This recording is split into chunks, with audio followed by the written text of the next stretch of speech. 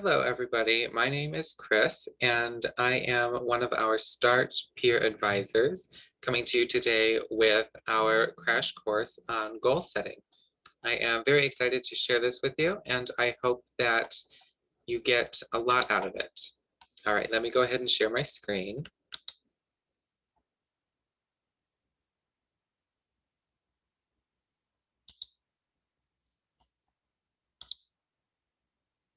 Okay, here we go. So you guys should be able to see this presentation all right. Like I said, this is goal setting, one step at a time. I am going to take you through different methods of setting goals, different ways to healthily keep your values in mind when you set your goals, and also ways to implement your goals into your life. So let's get started. So we all know about SMART goals. At least I feel like we all know about them. They seem pretty common in education. If you don't know about SMART goals, then hopefully after this presentation you will. SMART goals are specific, measurable, achievable, relevant, and time-bound. Time-bound meaning you're not setting yourself a goal for, 20 years from now, right now, that you need to accomplish. It should all be realistic. SMART goals are good for external goals, and we'll get into more of what that means, an external goal. It's good for checking in, so you can very easily reevaluate your progress as you progress through the stages of accomplishing your goal. The measurability of your SMART goal directly correlates to whether or not you will be able to check in. And like I said, reevaluation, SMART goals are great for reevaluating. They also eliminate distractions because a very loosely constructed goal allows the goal creator flexibility to procrastinate or distract themselves, and this can prevent you from achieving the goal that you wanted to achieve in the first place. Information on SMART goals is available everywhere online, so I'm not going to go too in depth with SMART goals today because there are other topics that I feel are of equal, if not greater, importance to discuss with goals. So we're going to move on. We're going to talk about general goals. General goals should be used for internal outcomes. So I mentioned in the last slide, external goals, internal goals are the opposite. And once again, I will discuss this more in depth later on. Specific goals, like SMART goals, can sometimes actually hurt your mental health. There needs to be a balance between specific goals and general goals. So let's take, for example, like I have on the slide, I'm going to get a 4.0 GPA. That's a specific goal. But it needs to be stabilized by adding value to it. So why are you doing it? Because I want to become better with my schoolwork. I want to be more responsible. I want to feel like I'm learning the material. There has to be some general value-laden goal attached to your specific goal. And we're going to get more in depth with that as the presentation continues. There will be slides that very easily lay out this concept. So first I want to talk about some ways that goal setting can hurt you. People don't think that goal setting hurts you because just having a goal is presumably better than not having a goal, right? Well, wrong. If you don't set a goal correctly, then it can actually hurt you. So firstly, you can forget why goals matter in the first place. So let's take, for example, getting that 4.0 GPA. If you create your SMART goal, it's specific, measurable, all that stuff, and then you spend every day stressed out of your mind trying to adhere to a schedule of studying that you set up for yourself in the process of creating that goal, your energy is going all into that stress and trying to reduce the stress that you have just imposed on yourself. And you have forgotten why you wanted that goal in the first place. That's why it's important to have that general goal with value in it attached to your specific goal. Another reason is that other people set goals for you. Now, what does that mean? You know, I'm not going to sit here and talk to you today and set your goals for you. That's not what I mean by that. What I mean by that is, are you doing something because you want to do it, or because your parents want you to do it, or your social network, or society, or whoever else that isn't you? One example that I like to use when talking about this with students is I always ask, why did you go to college? You know, did you go to college right out of high school? And if so, why? Is it just because that's what everybody did? Did taking a gap year ever cross your mind? Or did it not because all your friends went to college? You know, what's really influencing your goals? Are you just going through the motion? Or are the major life decisions that you're making actually related to a goal that you want to accomplish? It's something really important to think about. Finally, the means invalidate the end. So on the slide, I have an example, starving. So let's say you want to lose weight. If you don't do it healthily and you starve yourself, then you've just done something extremely unhealthy when your goal was to become healthier.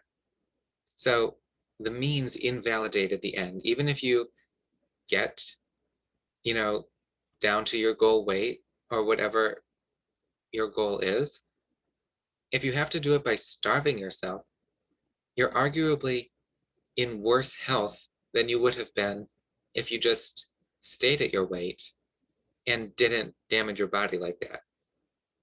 So that's what I mean when I say the goal setting needs to be done in a healthy manner, and that hastily created goals and, you know, morally imposed anxiety is detrimental to your health. Okay, moving on. Pairing goals. So I kind of mentioned on this a little while earlier. General goals, rooted in value, are the guardrails of your specific goals.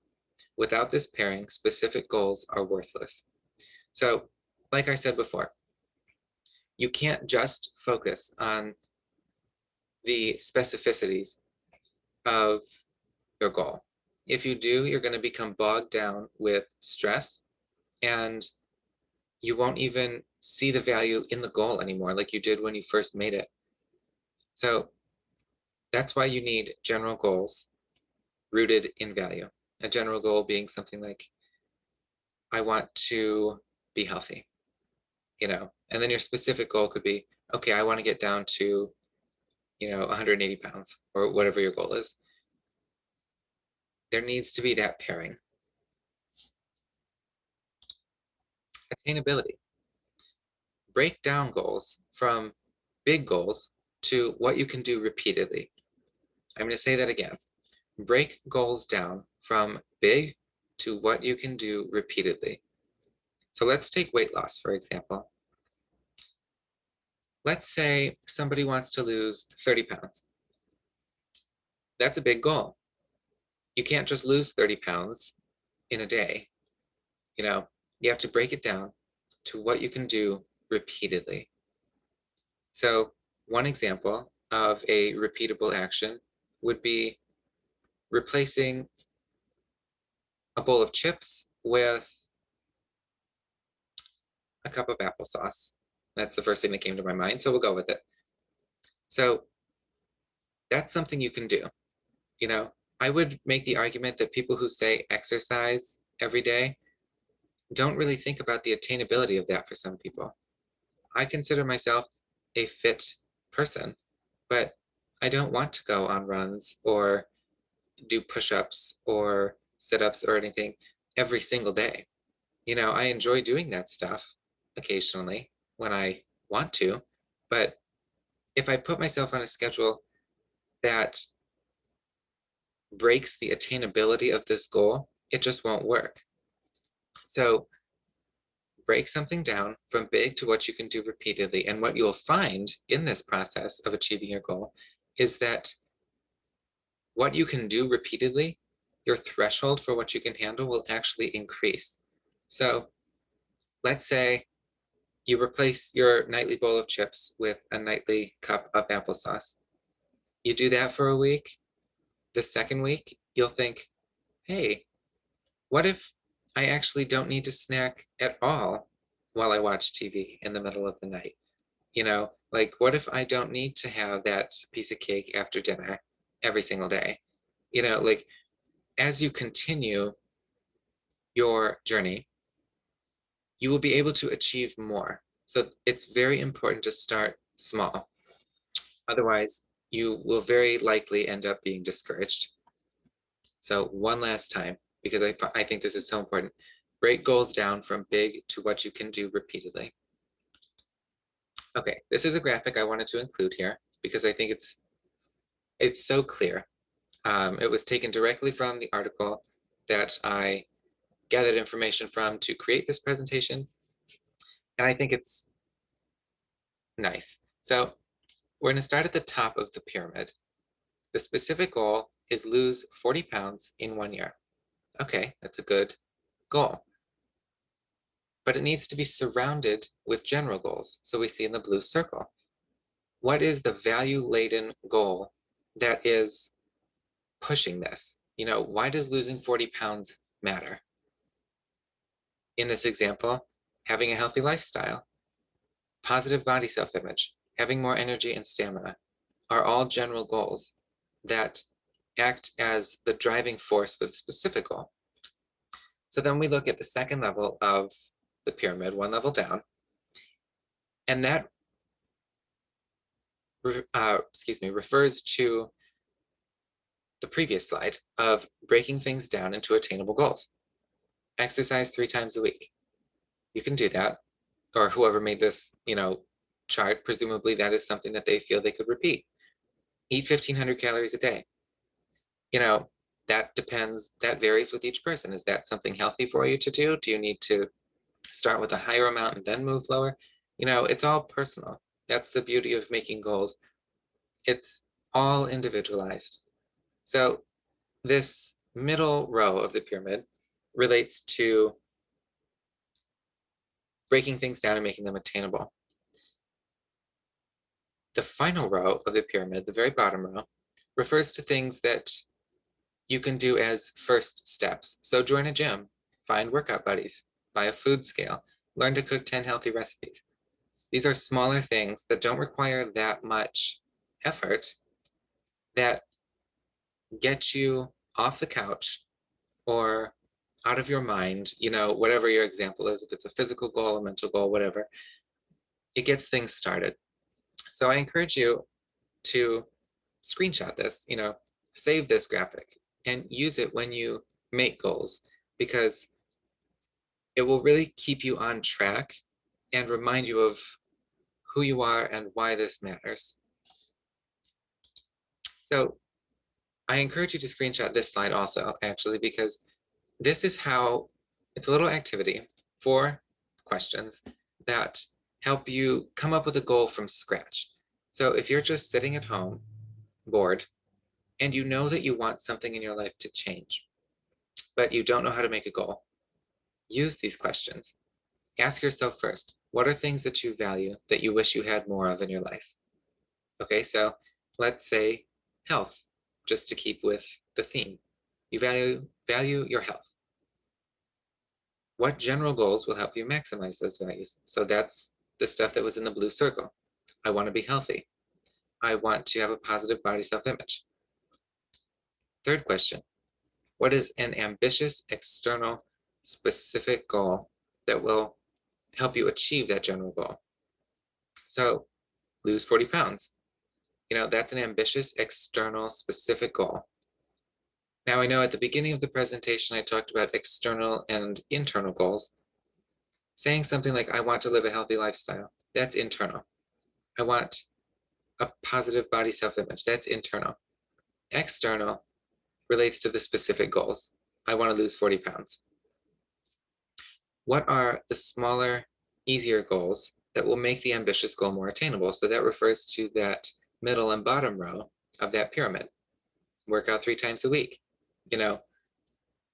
Answering these 4 questions in this order will help you come up with very comprehensive and healthy goals.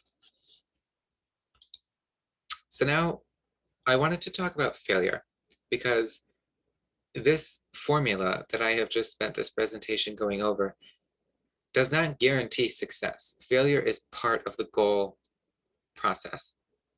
So this is a quote that I pulled directly from the article because I found it inspiring. It says, "The value of our goals is not in what we accomplish, but in the direction they give us." The key word there is direction, because it's not referring to, like, Google Map directions, like literally, but life directions. So when you fail at a goal, that failure, if perceived in a positive light, will show you what you really want. You know, I'm trying to think of an example of a goal for myself. Um, um,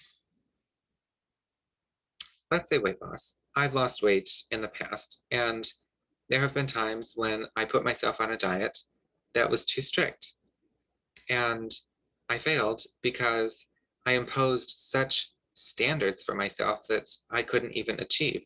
So then, of course, I felt discouraged, but I was told, something along, I was not told this exact phrase, although this would have been useful, definitely.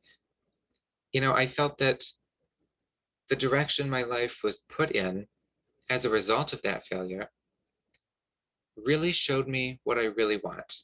You know, it showed me, okay, I can't do this right now. I just can't, and it's okay. Let's readjust. Let's not give up. Let's readjust. And so then I did.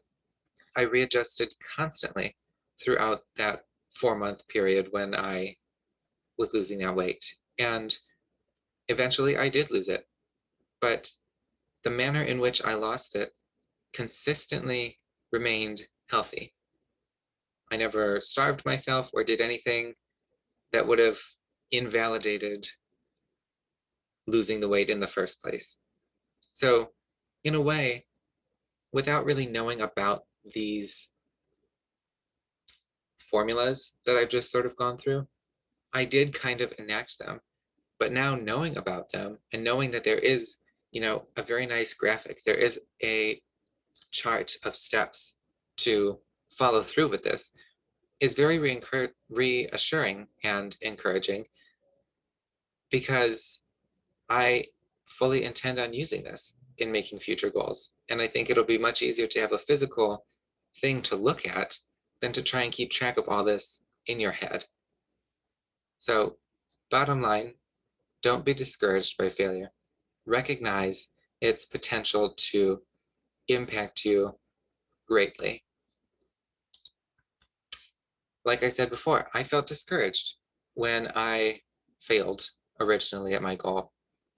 But here's the beauty of this kind of goal setting. Life is more tuned to you specifically, and therefore there's no shame in adjusting your goals or even giving up on them if you learn you don't want to anymore. Like with the weight loss, let's just say that I decided, I don't want to lose this weight anymore. That would have been okay. You know, it's my decision. It's my life. This kind of reevaluation is essential to accomplishing goals. Research shows that those who are more flexible with their goals often feel greater pride in achieving them. And I have to say, that is so true. You know, if the first weight loss method that I attempted worked, it would have been great for sure. But I feel such a sense of pride that I was able to lose the weight that I lost, not only because I was able to do it at face value, but because I was flexible enough and adjusted myself and went through that process of doing it. And although some days I felt shame because I relapsed on my goal, it's all right, because like I said, I readjusted and I got there. So it's all right to feel shame, but transfer that energy into self-confidence. and knowing that you are unique. Which brings us to uniqueness. Failure is what turns you unique, so don't be afraid of it. This is something so important that I want to end the presentation on. In the process of creating your goals, you are bound to fail or hit road bumps, or however you want to define it. Relapse, there are many different words. But that failure is what makes you unique. I just really want you to think about that. Just pause the video for a second and think about that. Failure is what turns you unique. If everybody did, okay, I'm trying to think of an example. Um,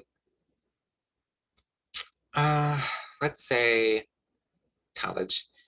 Let's say your whole high school class decides they're going to college. Everybody wants to go to college, and everybody's able to pay for it. Everybody gets good grades in their classes. There's no struggle whatsoever. How does that differentiate you from your peers? It doesn't. In the process of going through life, you're going to hit road bumps. Your goals are not going to be achieved the first time you want them to. All the time, I should say. Sometimes they might, but it would be foolish to expect a 100% success rate on the first try.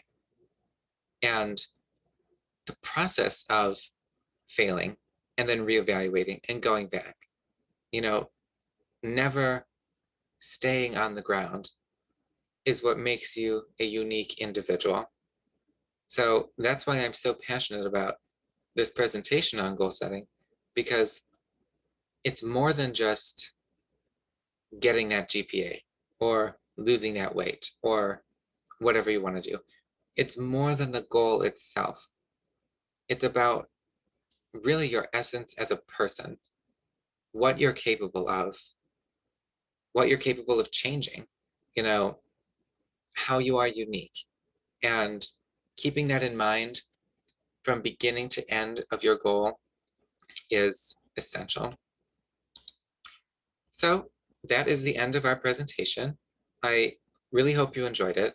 I wanted to include our contact information here. If you want to work with a fellow student, all of our peer advisors are students.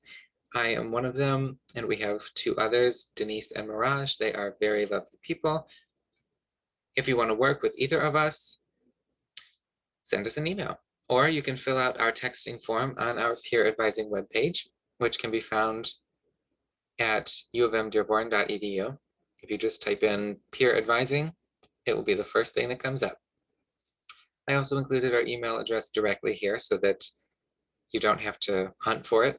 If you want to shoot us an email, please feel free to do so. We love meeting with students, and we would love to help you come up with goals. So don't be shy, reach out, we're always here. But in the meantime, I hope that you got a lot from this presentation. I hope that you find it useful, and on behalf of myself and our other peer advisors, I hope you have a wonderful day, and we look forward to hearing from you.